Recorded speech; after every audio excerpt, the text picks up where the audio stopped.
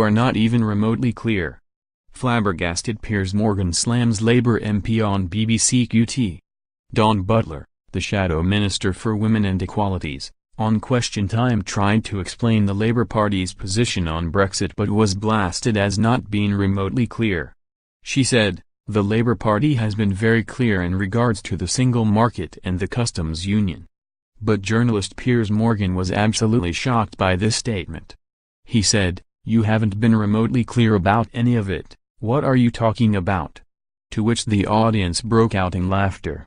Mr. Morgan asked, "What is the position of the party?" Ms. Butler replied, "On the single market, what we're saying is that we are looking at goods and services, immigration." But Mr. Morgan pressed, "Do we stay in or leave?" The MP for Brent Central tried to bat the question away. She said, "That has to be negotiated." Again, Mr. Morgan relentlessly persisted, "It's a simple question, do we remain in the single market or do we leave it? It's a simple question."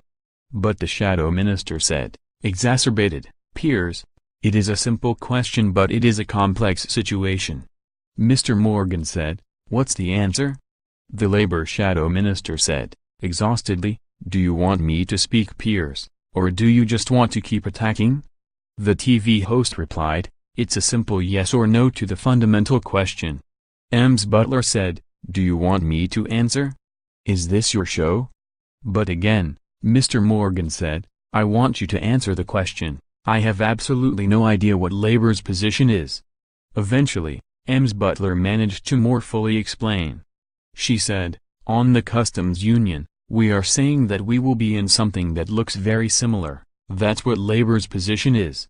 But it's all about negotiation. On the single market, we want to negotiate access to the single market, the best deal for businesses, the best deal for people, the best deal for jobs. We need to have that negotiated, that's Labour position."